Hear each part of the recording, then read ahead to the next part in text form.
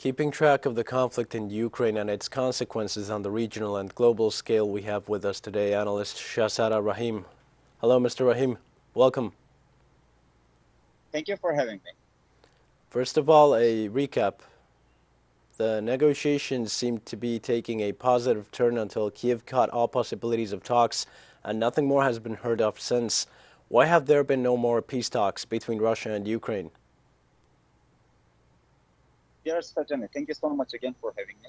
There are many reasons behind this because the Europe and the America has never been serious about it. We have seen like the American administration has released a huge bill to provide the supplies, armament supplies to Ukrainian army. So this is a breach of trust. How could Russia would negotiate with a government which is getting the weapons from America and Europe? So the Americans and Europeans are not serious about ending this particular war in Ukraine. They are just pressing it hard in order to bow the Russia to their will. This is not going to happen. We have seen like since the beginning of the conflict, it has been the 100 days of the conflict since the conflict began. And Russia has achieved much important strategic territorial locations since then. It hasn't annexed any of them, but it is controlling Russia is controlling the most important strategic regions within Ukraine. For instance, like the Sea of Azov is now totally under the control of Russia, and the Sevastopol since 2014 is under the control of Russia.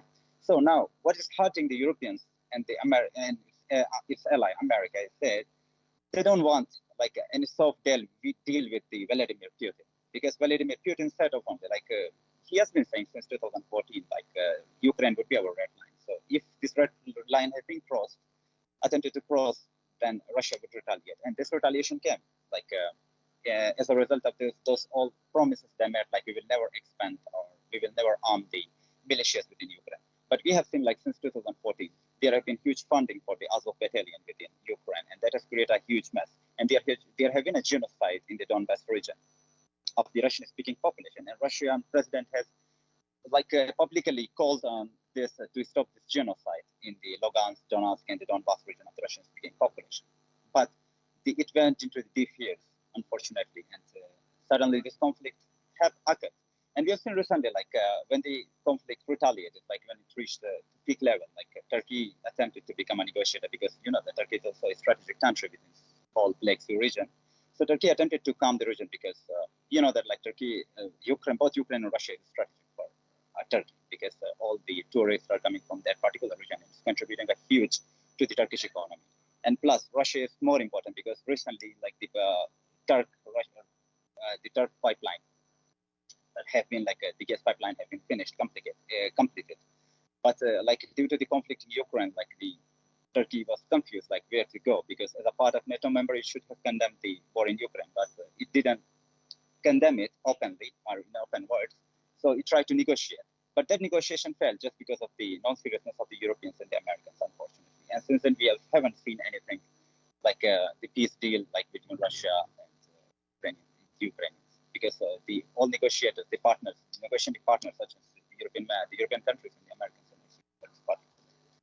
of resolving this particular issue, which is getting very serious day by day.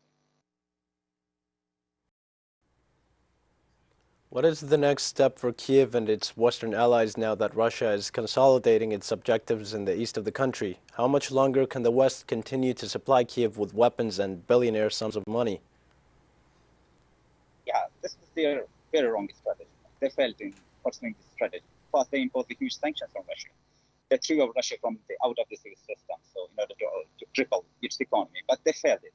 We have seen recently the ruble has recovered in a very much good position, and according to the recent Bloomberg report, the ruble was the best performing currency of this year. So this sent out a clear signal to the Western countries, the Western counterparts, the sanctions are not going to work on Russia this time.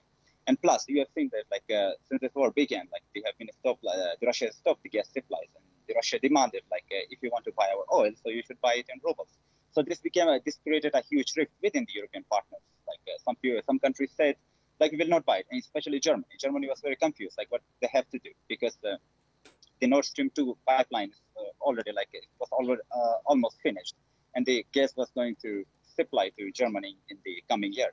But due to this conflict, so this pipeline also became a controversy between Europe and Russia, and America was pressing Germany to condemn and to do more on Ukraine. But America did what it has to do. Like it has started, like it has continued arming the Ukrainian army in order to escalate the conflict. And we have seen, like since the beginning of conflict, Russia has been very serious about resolving the issue. Even they have retreated from the Kyiv region in order to pave the way for the peace deal with Ukraine. But the Americans didn't want it, and Americans still have been like providing huge weaponry and huge money to the Ukrainian government in order to fight Russia. So if this war didn't stop, if the European and Western counterparts didn't take serious this issue, then this war might go much longer, and it will be like problem for the whole world, not just for Ukraine, Russia, and Europe. It will be for the whole world because Russia and Ukraine are very important when it comes to the food supplies. Right now, the world is living on a food emergency. So if this war continues to be longer, so there will be a huge problems for the world in the coming years to face. Like, and the people are not ready to face this. Already we have seen the whole world economy, global economy went into resilience because of the war. Before this war, there was a coronavirus. Due to coronavirus, we had faced a lot of problems in the global economy. And right now, this war has restructured everything, and we are facing a lot of problems in the global economy. And Americans knows about this, the Europeans knows about this, who are the real loser in this war. But the Americans, just because of their ego, want to escalate this conflict much further. And this is the most unfortunate thing. Like, where is the humanity? And what about the global emergency which they have created due to this particular war? And they're still supplying this huge money and weaponry to the Ukrainian government. This is so sad. Lastly, since Finland and Sweden's petition to join NATO stemmed from the heightening of this conflict, we must talk about Turkey's rejection of the integration process of the two Scandinavian countries into the alliance. What are Erdogan's conditions for the entry of Helsinki and Stockholm into the Security Pact, and why haven't they agreed to his demands? Definitely, Turkey is an important member, largest, one of the second largest force. So when it comes to the whole this North Atlantic Treaty Organization, Turkey's role is very important, and Turkey is one of the most important members in this particular bloc. So the case of Finland and Norway, they have been a huge problem from the beginning. They initially they showed their will, they want to join this bloc, but it has been condemned by Russia, and now it has been literally condemned by the Turkey because Turkey doesn't want Finland to join the NATO. There are many reasons for this, because if Turkey supported it, because they do know that Finland is also an important country in this region.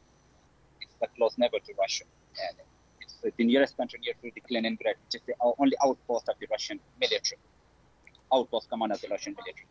So the Turkey knows, if Turkey favors the Finland and Norway membership to this particular bloc, then it might jeopardize its relationship with Russia, because with Russia it has very strategic relations when it comes to Syria, because in Syria the Russian and Turkish governments have collaborated in some key areas and key strategic areas.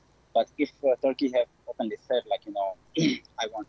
we are accepting the inclusion of Finland and this particular role, then it might have jeopardized the larger geostrategic relationship between Turkey and Russia. That's why Erdogan attempted played it diplomatically, and he said we will never allow them to join NATO.